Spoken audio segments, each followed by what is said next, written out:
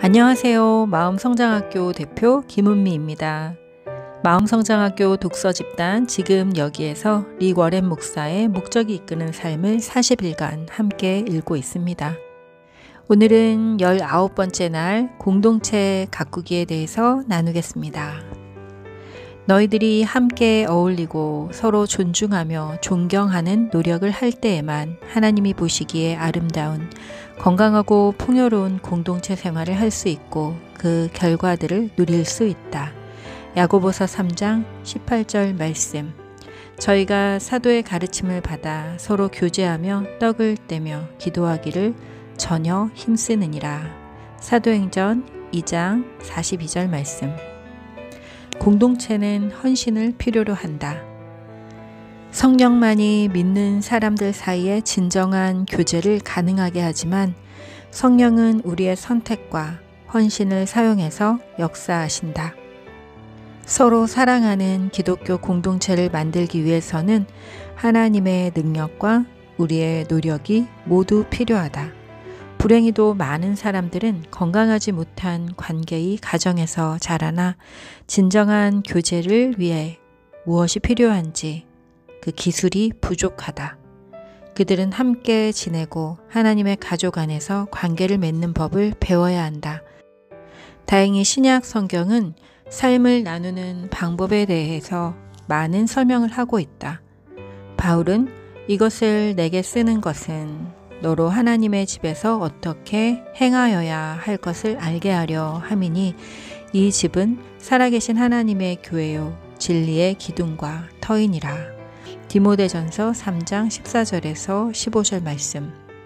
만일 가식적인 교제에 지쳤다면 그리고 소그룹 주일학교, 교회에서 진정한 교제와 사랑이 넘치는 공동체를 가꿔가고 싶다면 우리는 몇 가지 어려운 결정을 내리고 위험을 감수해야 한다.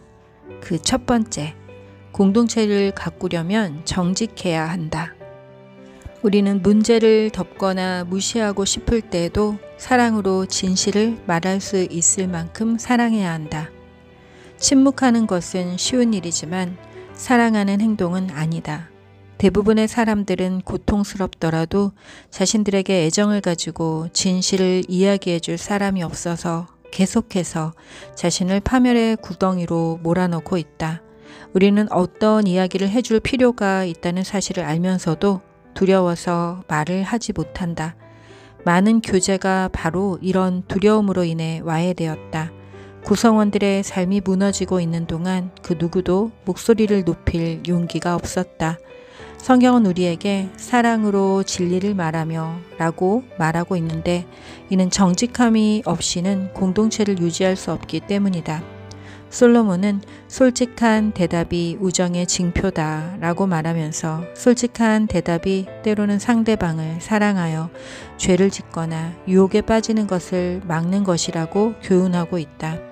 바울은 형제들아 사람이 만일 무슨 범죄한 일이 드러나거든 신령한 너희는 온유한 심령으로 그러한 자를 바로잡고 내 자신을 돌보아 너도 시험을 받을까 두려워하라. 너희가 짐을 서로 지라. 그리하여 그리스도의 법을 성취하라. 갈라디아서 6장 1절에서 2절 말씀. 긴장이나 불편하게 하는 문제가 제기될 때마다 거짓된 평화를 지키기 위해 그냥 덮어두곤 한다. 거짓과 핑계는 이제 없애야 한다. 이웃에게 진실을 말하라. 결국 그리스도의 몸 안에서 우리는 하나다. 다른 사람들에게 거짓말하는 것은 결국 스스로에게 거짓말하는 것이다. 결혼이나 우정 혹은 교회 안에서의 진정한 교제는 솔직함에 달려있다. 사실 갈등의 터널이란 어떤 관계에서든 친밀함으로 가는 길이다. 내면에 깔려있는 장벽들에 맞서고 그것들을 허물 생각이 없다면 절대로 서로 가까워질 수 없다. 갈등이 올바른 방법으로 해소될 때 우리는 서로의 차이를 알고 그것을 좁혀가면서 가까워지게 된다. 성경은 이렇게 말한다. 책망하는 사람이 아첨하는 사람보다 나중에 더 귀히 여김을 받을 것이다. 잠언 28장 23절 말씀. 하나님은 교회 안에서 말할 때 사랑하는 가족에게 하듯 하라고 말씀하신다. 나이든 남자의 잘못을 지적할 때에는 모진 말을 사용하지 말고 아버지께 하듯 하며 어린 남자에게는 형제처럼 하라. 나이든 여자에게는 어머니께 하듯 하고 나이가 어린 여자에게는 자매를 대하듯 하라. 디모데전서 5장 1절에서 2절 말씀. 고린도 교회가 모임 안에 부도덕함이 퍼질 때 침묵했던 것에 대해 바울은 비난했다. 그 누구도 그것에 맞설 생각을 하지 않았기 때문에 바울은 말했다.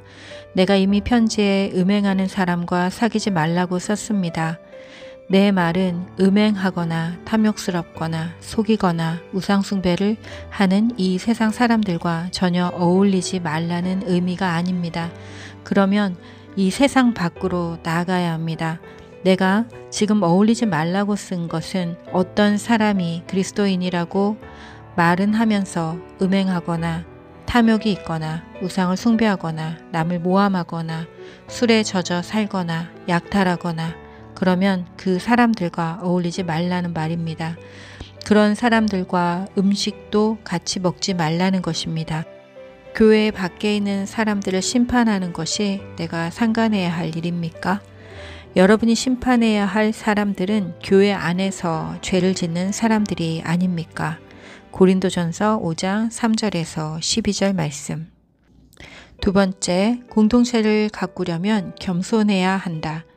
자신만 중요하게 여기고 독선적이며 고집스럽고 교만한 것은 그 어떤 것보다 빠르게 교제를 파괴한다. 교만은 사람들 사이에 벽을 쌓지만 겸손은 다리를 놓고 관계를 부드럽게 하며 더 온화하게 해주는 기름 역할을 한다. 그래서 성경은 이렇게 말한다. 다 서로 겸손으로 허리를 동이라. 베드로전서 5장 5절 말씀. 교제의 올바른 모습은 겸손한 태도다. 바울은 이렇게 충고한다. 서로 마음을 같이하며 높은 데 마음을 두지 말고 도리어 낮은 데 처하며 스스로 지혜 있는 채 하지 말라. 로마서 12장 16절 말씀. 그리고 빌립보 교인들에게 이렇게 썼다. 아무 일에든지 다툼이나 허용으로 하지 말고 오직 겸손한 마음으로 각각 자기보다 남을 낮게 여기고 각각 자기 일을 돌아볼 뿐더러 또한 각각 다른 사람들의 일을 돌아보아 나의 기쁨을 충만케 하라. 빌립보서 2장 3절에서 4절 말씀. 겸손은 스스로를 낮게 생각하는 것이 아니다. 스스로를 덜 생각하는 것이다. 다른 사람을 더 생각하는 것이다. 겸손한 사람들은 스스로를 생각하는 것보다 다른 사람을 섬기는 것에 더 관심을 갖는다. 세 번째, 공동체를 가꾸려면 공손해야 한다. 공손함이란 서로의 차이를 존중하고 서로의 감정을 배려하는 것이며 우리를 짜증나게 하는 사람들을 인내하는 것이다. 성경은 이렇게 말한다. 우리는 각 사람이 이웃을 기쁘게 하되 선을 이루고 덕을 세우도록 할지니라. 로마서 15장 2절 말씀. 모든 교회는 그리고 모든 소그룹 안에는 적어도 한 명 이상 서로 어울리기 어려운 사람들이 있다. 그러나 하나님이 그들을 우리 가운데 보내신 것은 그들과 우리 모두의 유익을 위해서이다. 한 개인이 얼마나 똑똑하고 아름답고 재능이 많은지에 따라 가족으로 받아들여지는 것이 아니라 단지 서로 속해 있기 때문에 한 가족이 되는 것이다. 우리는 가족을 방어하고 보호한다.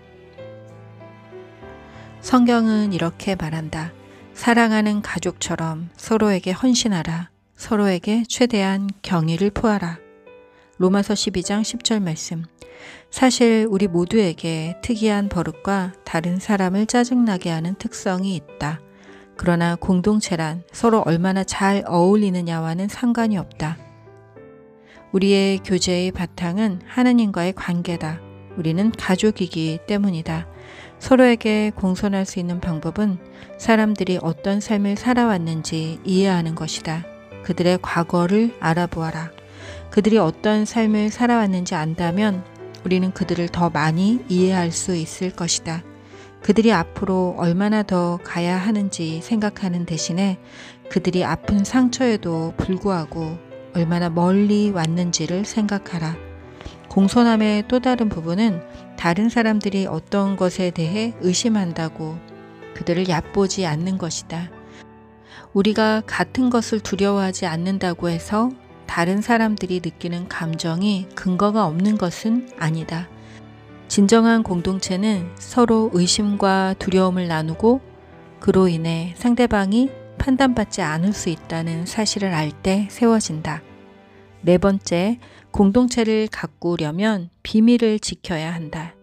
따뜻하게 받아들여지고 비밀을 지켜줄 것이라는 신뢰가 있을 때에만 사람들은 가장 깊은 곳의 상처, 필요, 그리고 실수에 대해 이야기하고 마음을 연다. 그러나 비밀을 지키는 것이 다른 형제 자매들이 죄를 지을 때 그것에 대해 침묵하는 것을 의미하지는 않는다. 비밀을 지킨다는 것은 그룹 안에서 나눈 이야기들은 구성원들만이 알고 있고 그 문제를 해결하기 위해 함께 노력하며 그것에 대해 다른 사람들과 험담하지 않는 것이다. 하나님은 소문을 싫어하신다. 기도 제목이라는 이름 하에 전해지는 것을 매우 싫어하신다. 소문은 악한 사람들에 의해 퍼진다. 그들은 문제를 더 어렵게 만들고 친구 사이를 갈라놓는다. 잠언 16장 28절 말씀. 소문은 항상 상처를 낳고 분열을 초래한다. 다섯 번째, 공동체를 가꾸려면 자주 만나야 한다. 우리가 속한 그룹과 진정한 교제를 나누기 위해서는 자주 그리고 정기적으로 만나야 한다. 관계를 맺는 것은 시간이 걸리는 일이다. 성경은 우리에게 이렇게 말한다. 모이기를 패하는 어떤 사람들의 습관과 같이 하지 말고 오직 권하여 그날이 가까움을 볼수록 더욱 그리하자.